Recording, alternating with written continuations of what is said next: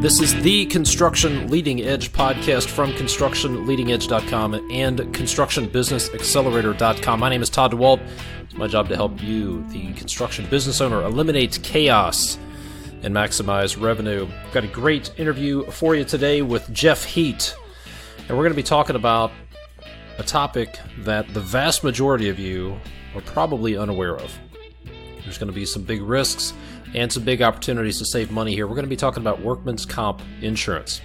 Jeff Heet is my guest today, and he's an expert in workman's compensation insurance. Here's what you're going to get. You're going to learn about the risk of increasing workman's comp premiums that are coming. You're going to learn about the risk of not getting claims filed promptly and correctly. There's a huge upside for you to respond quickly and in the right manner whenever there is a potential workman's comp claim. Jeff's also going to talk about some of the upcoming things, some of the activity that he's seeing from departments of labor with regard to wage and hour claims around the country, something you need to be aware of. And then we're going to get into some really practical stuff, including how you can get your experience modifier down and why you want to do that. Also, we'll talk about how often should your broker have an accountability check. You're going to learn some really practical ways to minimize your workman's comp premiums. And then here's a question that we're going to talk about. What should your broker be doing for you on your workman's comp policy? All of that's coming up in just a few minutes. A couple of things I want to get in front of you. First of all, when it comes to managing projects, if you're like a lot of people who manage a crew or manage a project or manage a company, the thing that drives you crazy is communication. It's all about the flow of information. And frankly, text messages are huge on job sites because they're great for getting information across quickly and everybody knows how to use them. But the problem with text messaging is that they're not stored in one place, they're hard to manage, and they're hard to stay on top of. And because they're not saved and they're not organized and they're not searchable, makes it impossible for you to refer back to conversations if there is ever a dispute. And you know, if you've been in a dispute, that he or she who has the best documentation generally wins those kind of disputes. But there is good news. Recently, I've connected with the folks at FieldChat, and they have an app that's going to help you streamline your communication. FieldChat is the ultimate text messaging platform for construction sites. It alleviates what I like to call the Bermuda Triangle of information, the place where information disappears between the field, the office, and the customer. What it does is it automatically organizes all of your instant communications by project, and it gives you an organized, searchable history of all messages. I got my hands on a case study of a high-end luxury builder in Fort Lauderdale who said this: FieldChat and my project management software work as a bridge between the guy physically working in the field and, in my case, the business owner, to get rid of all the stuff in the middle.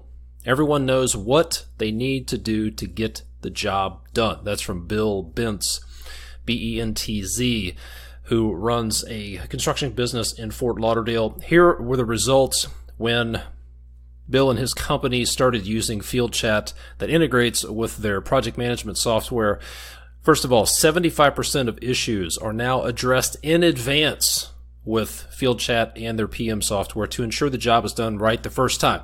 That's not dealing with issues, that's preventing issues. Wouldn't it be nice to prevent issues instead of dealing with them?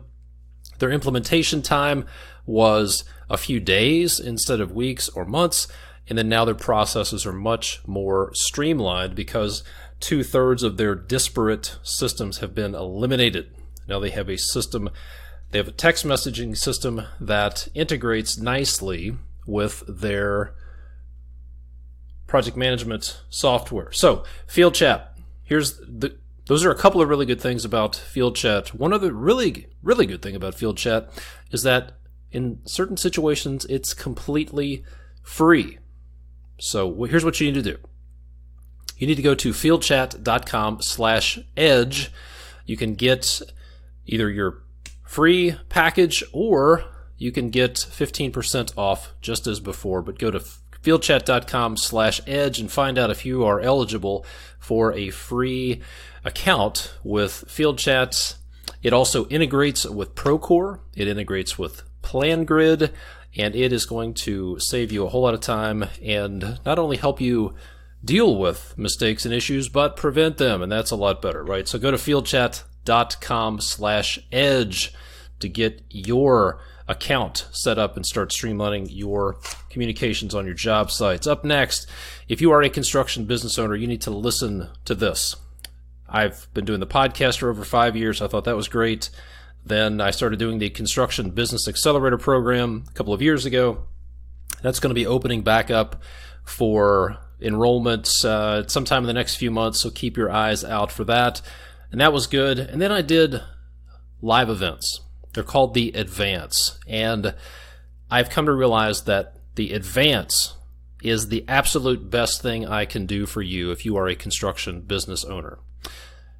Getting you away from your business for a few days and getting you in the middle of a group of other like-minded construction business owners for a couple of days, working on your business, hearing from other people the struggles that they're having, the successes they're having, seeing people from all over the country, dealing with people from all over the country who are doing the exact same thing you are. Growing a construction business is absolutely huge. So the next Advance is coming up. It's October 17th and 18th in beautiful Lexington, Kentucky. And doors are closing on registration soon because it's coming up very quickly. And then the prices are going up very soon as well. So I want you to get there and I want you to save some money. So go to constructionbusinessaccelerator.com/advance. Check it out. Watch some video testimonials from other people who came to the last one. You'll find out what they would tell you, why they would tell you to sign up, what they got out of it. But go to constructionbusinessaccelerator.com/advance. Grab your seat before they're all gone. It is the best thing I can do for you as a construction business owner, and it could be the best thing you've done for yourself in a long time. Now, before we get into the interview, if you're driving and you don't remember all these links, then do this.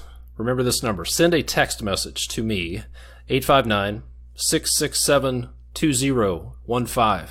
Tell me what you're looking for. Do you want some information on FieldChat? Do you want information on the Advance? Do you want information on the Construction Business Accelerator? Just put whatever it is that you want information on in that text message, and I'll get back to you as soon as I can. So send that message to 859-667-2015, and I'll get right back to you and get that information that you need. Now, without further ado, let's get into my discussion with Jeff Heet. Jeff Heet, welcome to the podcast. Thanks for being on. How are you today? Hi, Todd. I'm doing great. Thank you for having me on. It's a pleasure to be here. Absolutely. So we connected sometime over the past few months, and I'm glad that it worked out. I know we're going to get into some good stuff. It's going to help construction business owners stay out of trouble. So speaking of which, let's talk about some of the potential trouble with what happens.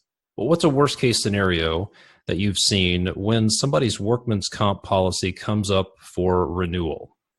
Okay, Todd. So I real quick, I work in the construction industry, have a lot of contracting clients, and, they all have varying degrees of brokers they work with and services that they receive from those brokers. And, I know one of the big things in the contracting industry that they run into is their broker might hold off and just bring their quote at the last minute and not explain to them that, they're going to have an increase because their experience modification rate has gone up from, say, 100 to a 200 now, which is going to most likely make their premiums double. So they might be going from paying $100,000 a year in insurance to now they're coming in with a $200,000 renewal, and they're left to just sign the policy and pay the increase and try to figure out how am I going to come up with.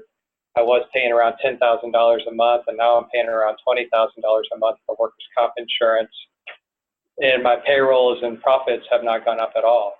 So that's the key area, is trying to, or putting in processes that are going to eliminate that from happening, and just having that working relationship with your broker and knowing that they are going to look out for your best needs. And they're going to come out in advance whenever your experience mod has gone up and explain to you why it's gone up, what can we do to mitigate the increase on this workers' comp premium and for this year, and what are we going to do to put in the processes in place to drive down that experience mod over the next 3 years. So I don't know, some companies probably don't understand what experience modification rate is, but it's a score that is based off, that is how your insurance is rated. So when rating insurance, you're going to have your manual rate, which is the rate that the insurance company has filed for your workers' comp, and then they multiply that by your experience modification rate, and then any credits or debits on top of that to come out with your premium, and that's multiplied by your payroll. So if you're the industry average, which I don't think anybody ever wants to be the average, your experience modification rate would be a 1 or a 100. If you're above the industry average, so if you've had some claims activity that's more than the average in your industry, you're going to be over. So you could be debited, say, a 120, 140. I've seen them as high as 350. If you're at 350, you're paying 250% more than you would have been paying if you were industry average.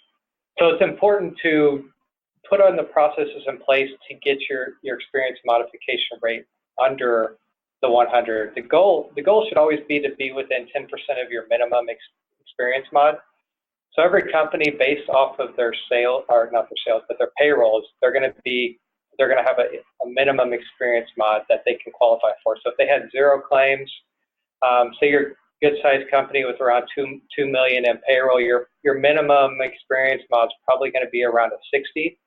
So your goal should be to keep your experience modification rate around a 70. So that means every time your insurance comes up for renewal, you're going to receive a 30% discount over the industry average. So as you can see, if you're bidding on jobs and your main competition's at a 100 and now you're at a 70 and you're paying 30% less on workers' comp premium, especially if you're paying $1 million a year in workers' comp and now you're paying $700,000. That's going to allow you to bid more competitively and win jobs over your competition. Yeah, definitely. So let's talk about some of the strategies contractors can use to get that experience mod down. What do they need to do differently? Maybe there are some things that are intuitive, obvious, maybe not intuitive, but where should people start if they're like, oh, now I know what that means.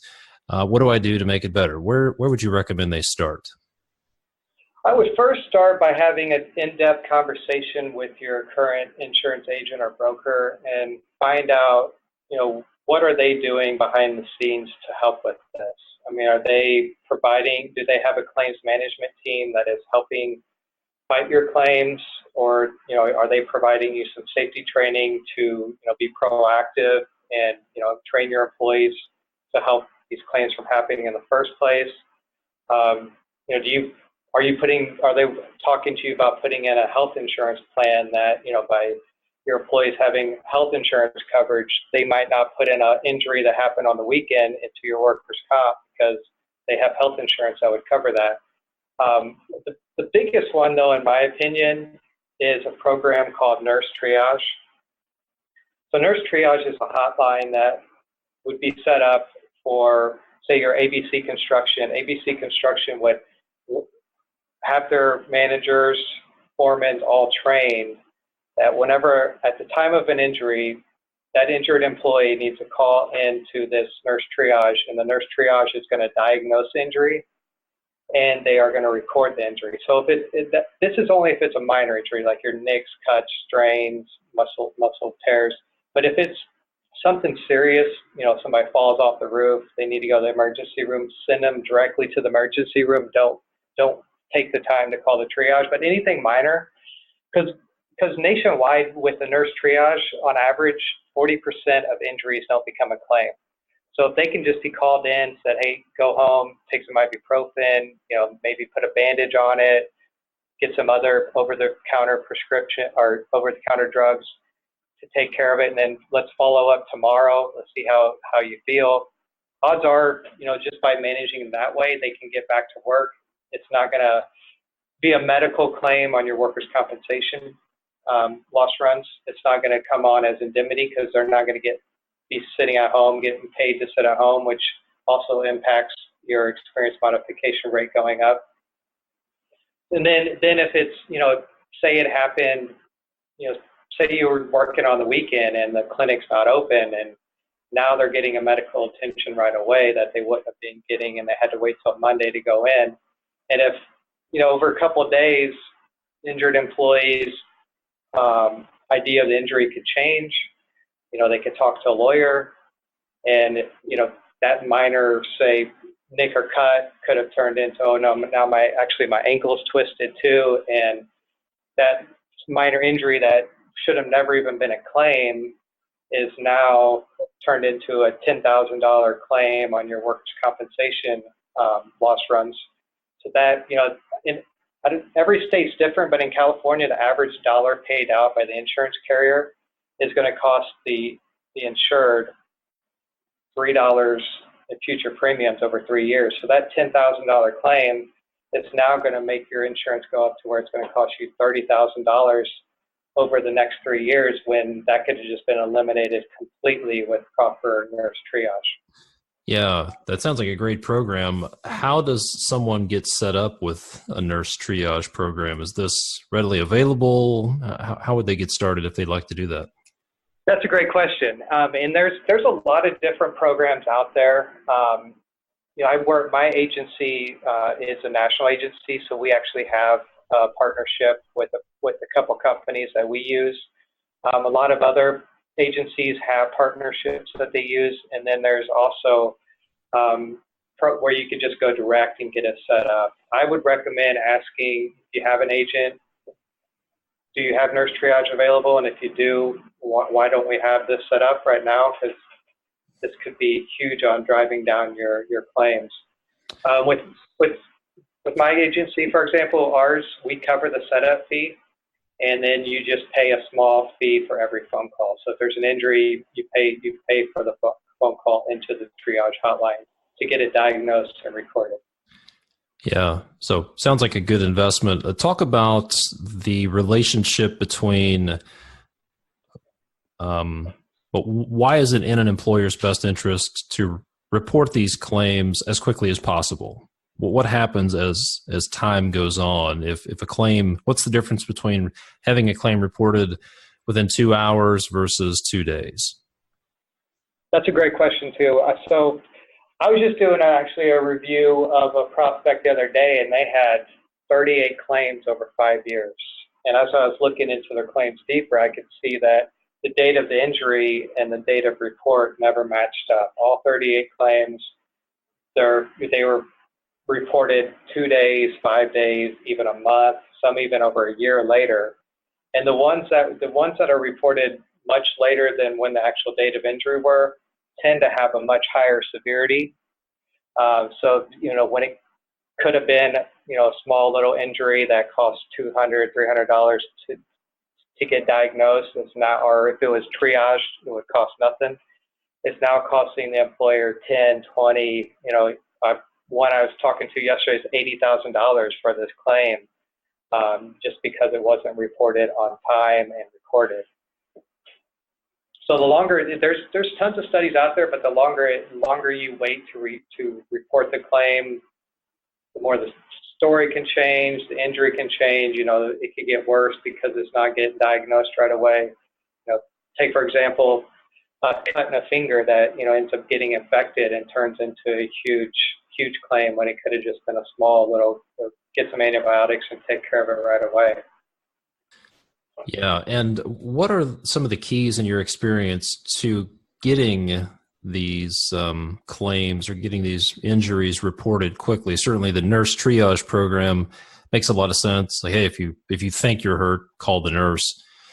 Are there any other strategies that you found to be helpful in programming people to report injuries quickly? Well, every insurance carrier is going to have their process that they would be happy to train the insureds on how to report these claims and why it's important to report them right away. And that's as easy as putting together a program that, at time of injury, you need to notify whoever the lead foreman on the job is. The lead foreman needs to make the call to report the claim, or to let the office manager know to report the claim. And then having everything planned out too, that it's as simple as, when you're injured, this is the medical provider that we go to. This is the clinic that is closest to this job site.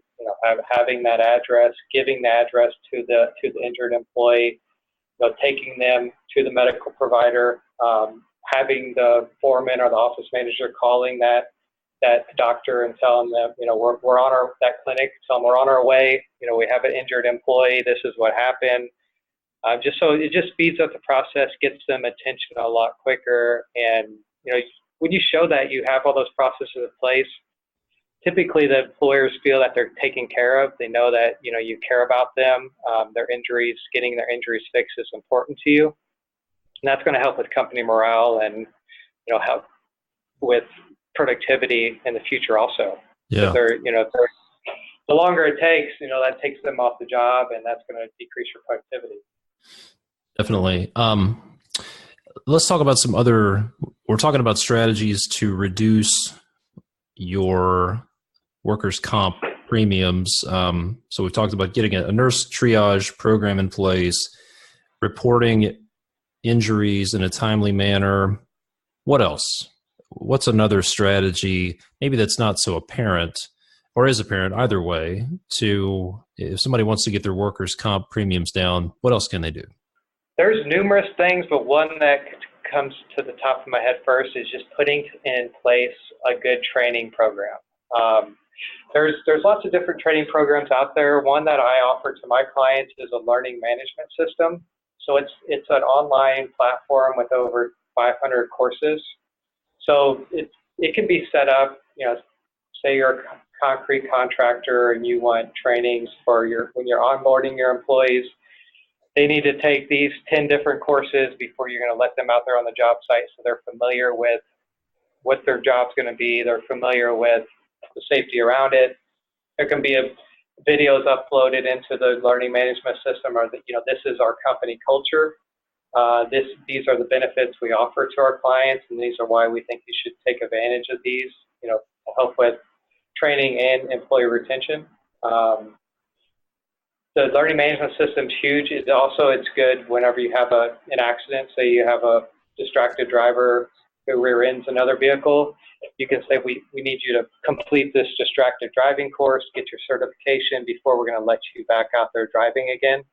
So that also shows the insurance carrier that you're being proactive and taking charge of these accidents so they don't happen in the future. And that's all stuff that whenever we present to the insurance carriers when we're getting your quotes, showing that this is everything we're doing to fix these problems we had in the past. These are the programs we're putting in place, and this is why it's going to drive down claim severity and frequency. There's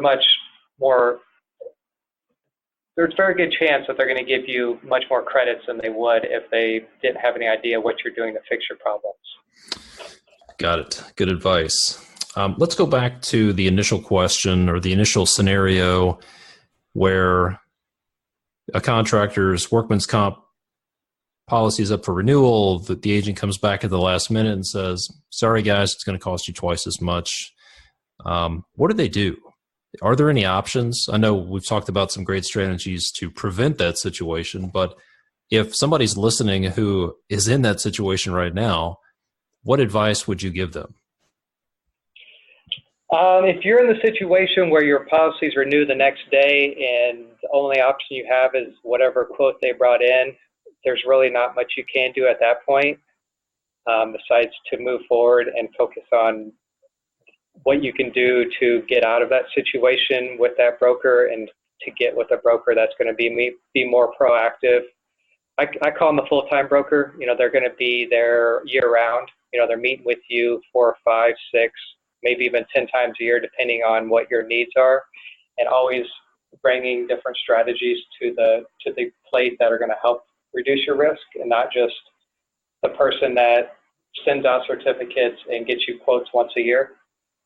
So the best way to combat that problem is to work with a broker or to ask your broker, do you perform a stewardship report and a unit stat review?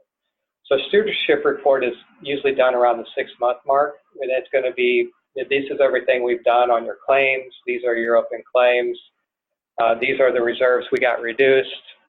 This is all the risk management that we put in place. This is what you've been using. This is where you need to get more involved. These are recommendations on programs we should put in place to drive down your risk for the upcoming renewal.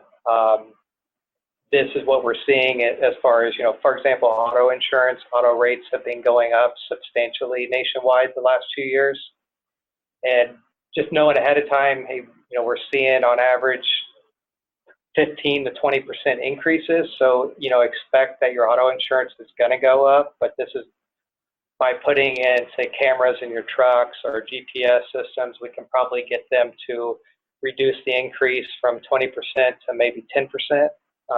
Just having those conversations and finding out ways to prepare for the renewal and looking at the renewal as an ongoing process, not a, one time a year, this is our renewal and we're going to just get whatever the best quote is. If you look at it as a, keeping that relationship going with your broker that's proactively working for you, they're going to be getting you much better quotes than having 4 or 5 brokers going at it and just trying to get you the best price based off of basic information and not actually fixing the problems that you have.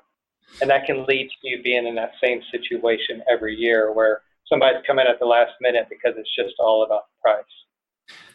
Yeah. And frankly, most of my experience has been the situation that you described, which is I heard from my insurance agent once or twice a year. They rarely contacted me. It was all outbound, and in some cases they were pretty difficult to get in touch with. So, that's great. A big one, Todd, is have you heard of a unit stat date and what a unit stat review is? No. What? Can you say that again? So a unit stat date. I would say 90% of prospects and clients I talk to have never heard of a unit stat report and a unit stat date. So unit stat is, say you have a July 1 insurance renewal. On January 1 is whenever your new experience modification rate is going to be filed. So that's whenever they take all your claims over that 3-year reporting, all of your reserves that are on those claims, and all of that's going to be factored into your new experience modification rate that will be coming out on your new policy on July 1. So it's 6 months before your actual renewal date. And it's imperative that companies make sure that their brokers doing a unit stat report and their internal claims team is calling the adjusters of the insurance company and finding out, say we have a $20,000 open claim and only $10,000 of that's been paid out, and then there's an extra $10,000 on that claim is your reserves. Those reserves could be inflated substantially. Maybe it was, say they had a broken ankle, and your internal claims team knows a broken ankle plus paid time off should only cost, let's say, $8,000, but for some reason they have this extra $10,000 reserve on there. And they can find out, why do you have this reserve on the claim? Do you see that it's going to really take up that whole $20,000 total, or is it going to something that we can reduce that reserve by $5,000, or can we get this claim closed and reduce the reserve completely? So whenever your unit stat date filing comes on January 1, if that extra $10,000 of reserves is removed, we go back to the calculation. Every dollar paid out by the insurance carrier costs you $3 in future premiums. That could save you $30,000 right there by getting that reserve removed. And that's just on one claim. And I mean, if you have 15, 20 claims a year and you have large reserves on them, you could be paying. Prospect I was talking to the other day, they were paying $300,000 extra because of the reserves on their claims. They didn't realize the importance of having someone get those reserves removed. They think, 'cause a lot of companies think that their insurance carrier is going to remove the reserves and they're taking care of the claims, but we have to hold them accountable and challenge them on the reserves they're putting on these clients, because every carrier is different. Some pad the reserves more than others, and it's good to follow up on that. That is fantastic advice right there. Definitely. Let's shift So that's gears. a big red flag if your broker does not know what a unit stat date is. That's a great question. So question number one, ask your broker, what is the unit stat date and where's my unit stat report? And if they have a bewildered look in their eyes, it's probably time to go find somebody else. That's fantastic. I want to come back in a few minutes to the connection between a good benefits program and reducing workman's comp if we have time. But the next thing I want to get into is what's going on with wage and hour claims with a lot of the local departments of labor. What's a risk or a threat there that contractors need to be aware of right now? Yeah, that's a big one right now. If you talk to any labor attorneys, employment attorneys, that's what's keeping them busy. Especially, I know out here in California, anything and everything can be a lawsuit, and wage and hours one that they're running into a ton, especially in construction and the hospitality industries. Because let's say you have an employee that they're supposed to take their 15-minute break, but instead they want to work through their break because they need to get caught up on the project, and they're not taking their breaks and they're not documenting their breaks, and Department of Labor comes in and finds out that they've been working through their breaks, and through their investigation they find out it wasn't just this one employee. You have 100 employees and all 100 of them have been doing this, and they're going to look, well, this has been going on for 5 years. They could go back and charge you for all those wage and hour, claims over those 5 years for all that extra salary that you should have been paying those employees that were working through their breaks that extra 15 minutes. I had one happen recently with a tree trimming organization that one of their employees, he was disgruntled. It started with a workers' comp claim that was fraudulent. He got paid out, made a good amount of money, and then through talking with his lawyer, I think he came up with other ways to try to take advantage of his employer. And one big one that was the wage and hour. So he was saying that he wasn't paid overtime, and was saying that he had worked overtime, at least 15 minutes overtime daily for the last 5 years. And that ended up costing this employer, who's, they're probably doing around $2 million in revenue, so they're not a huge company. They had a $100,000 lawsuit just to pay out all the wage and hour backdated for that overtime cost. So one good way to combat that is having a good attendance tracking. That goes in with tracking the jobs that your employees are doing for the workers' comp too, to make sure they're in the right class codes. So if they're doing carpentry for 5 hours and then they're doing tile work, tracking them through a good time and attendance tracking platform on their phone, and then also tracking that they're taking their breaks and making it mandatory that it makes them take their breaks on the platform too.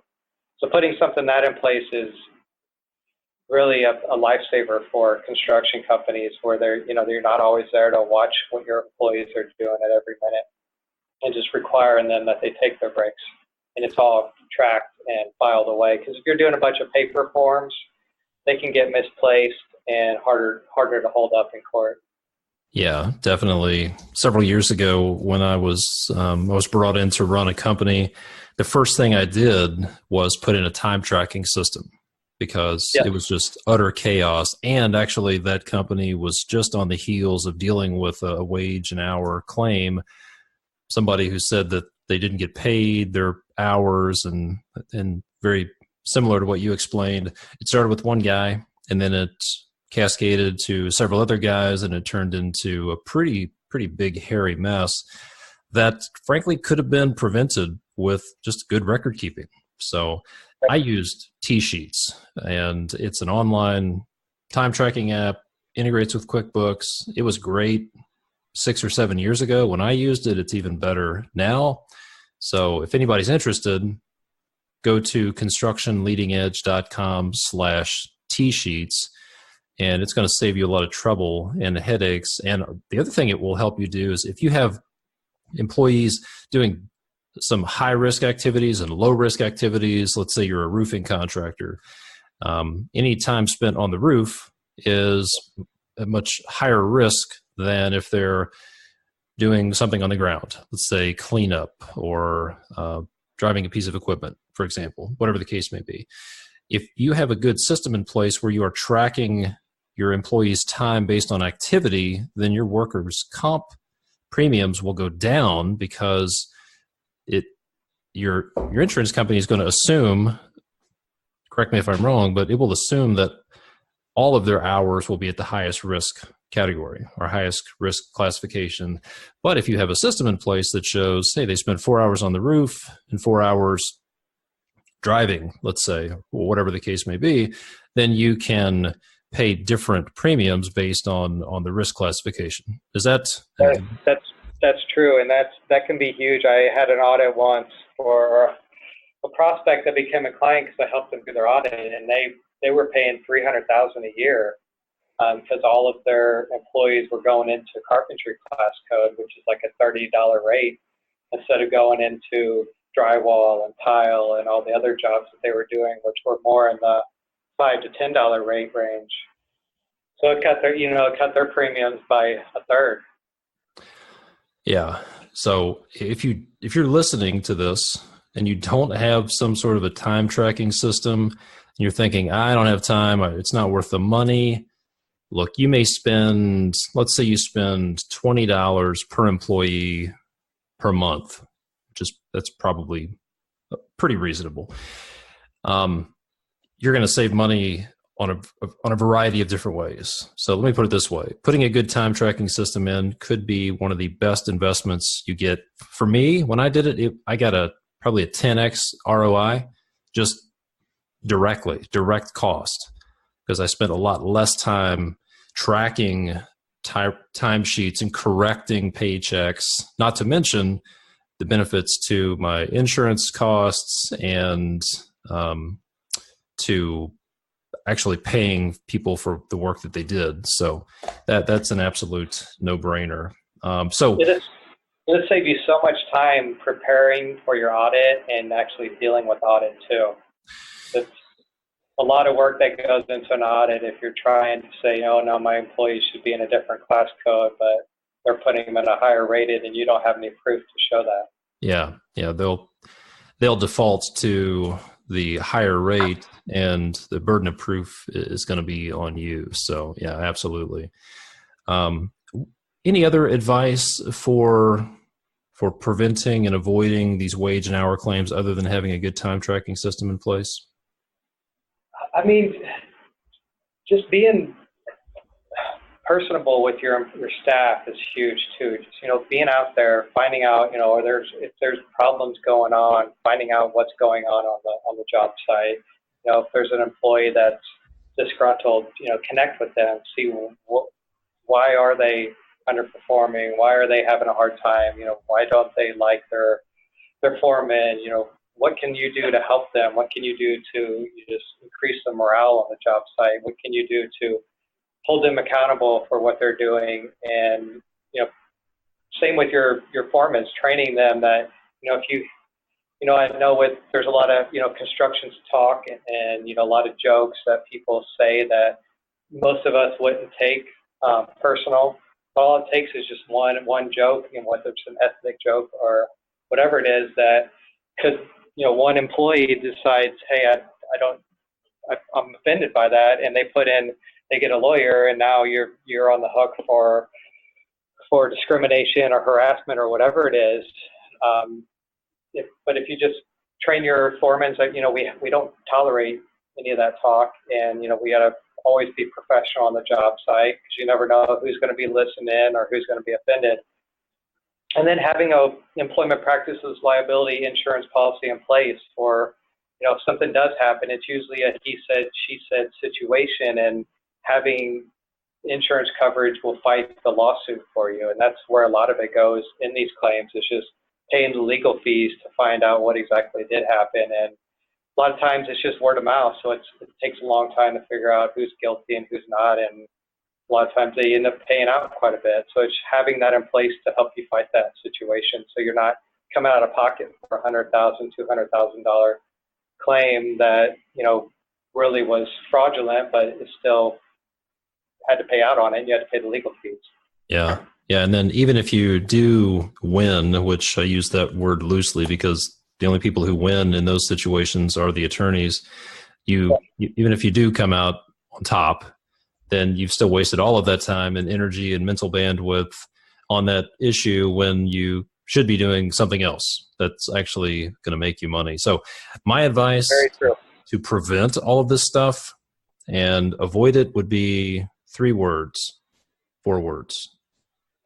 Yes. Make people feel important. Yeah, I agree. 100%. One of our most basic needs as humans is to feel important. And looking back on some of the disputes that I've dealt with and issues I've seen, when somebody has an issue, they have an injury or some sort of offense, if they don't feel important based on the way you treated them, then they will do things to make themselves feel important, including filing wrongful termination lawsuits, filing workman's comp claims, doing things to make themselves feel important. They will do what they need to do to feel important. And you, as the employer or the leader, the project manager, the foreman, the superintendent, you can head a lot of that stuff off by making them feel important. Simply acknowledging it. Hey, I see what you're going through. Yeah, that was not right.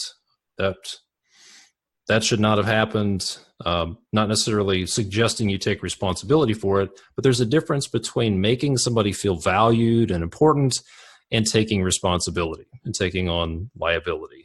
So I think that's like with what you do, putting processes and strategies in place. It's the same with the risk management. It's, these processes and strategies will streamline everything, and it makes your employees feel important. It makes them feel engaged, and you're going to get higher productivity out of them. Yeah. So let's put it this way. If you're constantly dealing with disgruntled employees, high turnover, lots of workers' comp claims and disputes and chaos, that could be a symptom of a cultural problem. Actually, it could be a symptom of a leadership problem, cultural problem, and you could spend all of your time trying to deal with these symptoms, but you really need to get to the root cause, which if in fact the root cause is you as the leader or your people in the field or the culture of your organization, if you'll solve that, then a lot of these symptoms will take care of themselves. So that's a lot of the work that I do is, okay, I hear the symptoms you're dealing with, but let's understand that if we want this to go away, we have to get to the root cause. We have to understand what the real problem is. Then let's put all of our effort there toward solving that problem. For a few minutes. I'm sure you've probably seen this, but there's a Gallup study. It said engaged workforces outperform non-engaged workforces by 202%. Absolutely. Absolutely. If you want to beat the pants, well, here's an example. Look at Chick-fil-A, right? Yeah. Chick-fil-A, it has the highest revenue per store of any fast food chain. They're only open 6 days a week, and their workforce is 80% children. And they wear belts. They say, "My pleasure. How can I serve you?" And I think it's fair to say that they've taken what many would consider to be a liability, which is a workforce that's 80% children, and they've turned that into a strength. and they've Yep. engaged those people. So yeah, if you want to do a deep dive and learn about culture, then go find out how Dan Cathy and the leadership at Chick-fil-A, how do they think about their people? What are the criteria that they use for hiring their managers? And how do they think about their entire business? It's not about chicken sandwiches and dollar bills. I'll tell you that. They're all about taking Yep. care of their people, and it shows. So there's definitely a business case at a variety of levels for engagement, recognition, and just being human, ultimately going back to what I said, make people feel important. And it's amazing what will happen. There's a lot in it for you to make all of your people feel like the most important people in the world. I have a contractor client that they were having a bunch of issues with just small claims, employees backing into trucks, opening up their door into oncoming traffic, tools getting stolen, tools getting lost, tools broken. All these little things are just adding up and eating at their bottom line. And we just implemented a basic safety incentive program with them where, hey, do weekly checks when you go out and you do an inspection on a job site for an employee. Make sure they're wearing their hard hats or all their other personal gear. And, if they pass the inspection, just give them a $10 gift card. Maybe or hey, we're going to bring lunch for the whole crew because you passed today, and just showing them that you care, that you take the safety seriously, and you reward them for being safe. That has made a huge improvement on them and their productivity, and reduced their claims substantially just by something as simple as that. It doesn't have to be give them a huge raise. It can be something simple just to show you care. Yeah, it's amazing what people will do for an attaboy or an attagirl, a little bit of recognition, just to feel important. Yeah, it's really simple when you break it down. Yeah, good stuff. Let's talk for a few minutes about the connection between having a good benefits program like health insurance, 401k, vision, dental, et cetera, and reduced workman's comp premiums. Okay, so I personally work as a team. I like to bring in a 401k advisor. I like to bring in a benefits advisor to really look at the full picture when it comes to a company, to get to the problem. And a lot of times they might be maybe they're offering health insurance because they're required to. They have over 50 employees, they're required to offer something, but they're not providing. They're only providing 50%, or they're making them pay the rest of it out of pocket, and it's just not affordable to the employees. And a lot of times find that if you offer them a little bit more, we can do a benchmarking as a good way to find out what is your industry average, what are your competitors offering, so you can attract the best employees. And once you get that, find out what that sweet spot is, get your employees engaged, get them excited about having the benefits, bring in the 401k advisor that can help them with putting together a 401k plan, meeting with, and that the big thing with 401k advisors, there's a lot of them out there, and not all of them specialize in construction, and not all of them specialize in being able to connect with your employees. They got to put on one hat when connecting with the owners and the C-level executives, but when they're meeting with your employees, and to be able to just say, hey, you're the owner of your company, they really care about you. They want you to plan for your future. They're either matching or they're not matching. Doesn't matter.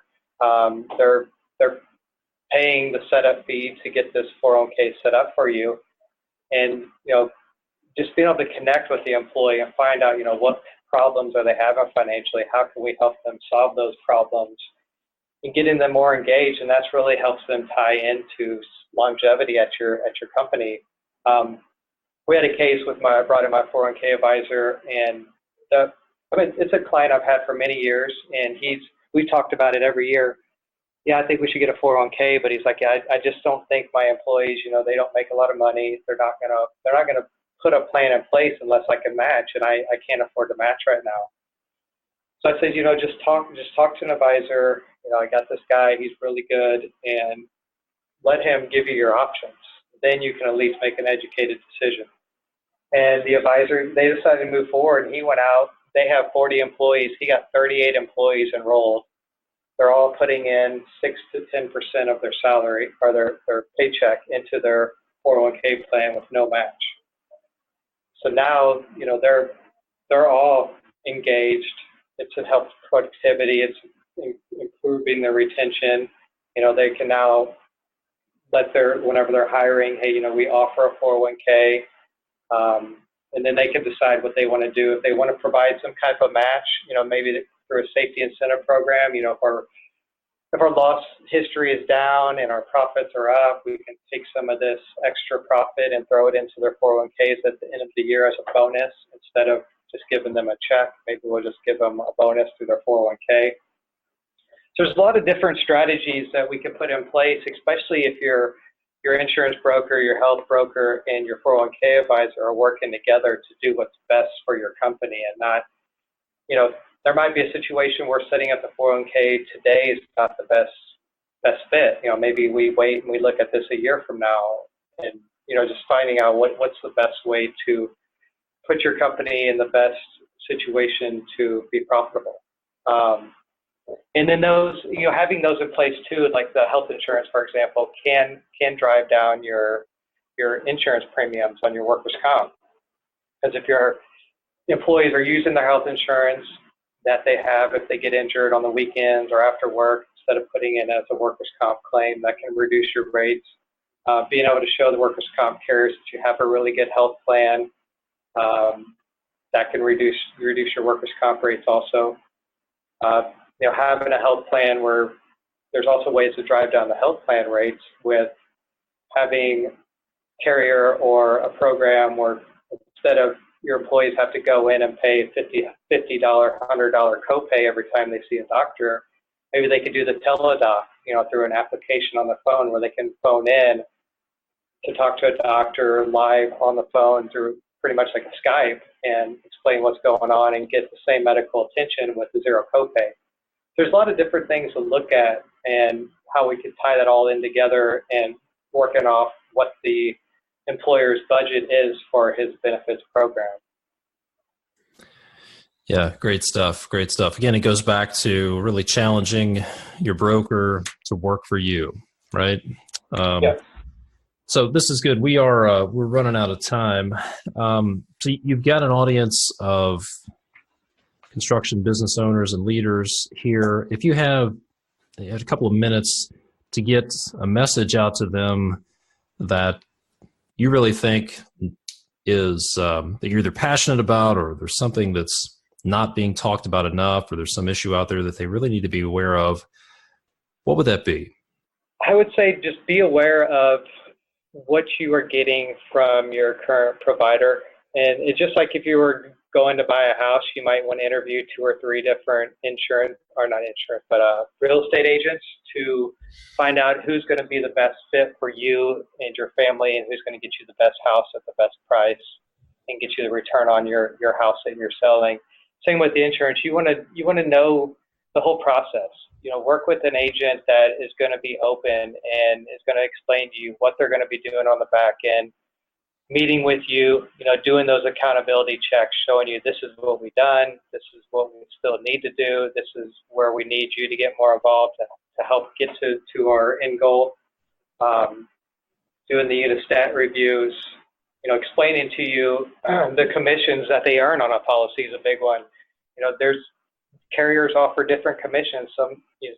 Your broker could be charging you or putting you with a certain carrier because he makes more commission. So just having that conversation of, how much commission you're making, are you showing me a couple different quotes every year so we can go through the options? And, you might be in a situation where you want to be with, say Liberty Mutual, but another carrier, say Hartford, is cheaper. So, by having both those quotes and talking to your broker and saying, let's leverage our pricing with Hartford to get Liberty Mutual to match the price or beat it so we can stay with the carrier that we have the relationship that we enjoy working with, for example. So there's a lot of different strategies that go into quoting and getting you the best price for your insurance program. And the more your broker is open about the whole process and you're working as a team, the more you're going to get out of it, for sure. Great advice. So if people want to, well, first of all, talk a little bit about what you do for contractors, and then explain to people where they can go to connect with you, find out more about what you do, and get in touch with you if they want to learn more. Okay. So where I specialize is on the risk management side. And then, insurance is also part of that. Insurance is a small portion of what I do as a broker. And it all starts mainly with me. It's just a conversation about your current situation and how we can improve it and find out, what do you have in place and what do you need in place to really drive down your risk. And the easiest way to start is with our risk score survey. Risk score was a program put together by my agency, Insurance Office of America. We're a national agency, and through risk score, it's about 60 questions. It takes about 10 minutes. It's pre-hire, post-hire, and pre-claim, post-claim questions. We find out what process you have in place, what you don't have in place, what we could improve, how we can help you improve those. A lot of things we can do at no cost. There's other programs we can bring in at a small cost to help improve your current situation. And this is an exclusive program my agency had put together by the top insurance underwriters around the nation, risk managers around the nation, to find out what are the things that our insureds, our clients need to have in place to get the best rates on their insurance. So once we get that, we give you a score. It's between 300 and 850, just like a credit score. So it's industry equivalent of a credit score. And then we use that as part of our proposal to the insurance carrier so we can show, they were at a 500 score, now they're at 700. These are the programs we implemented.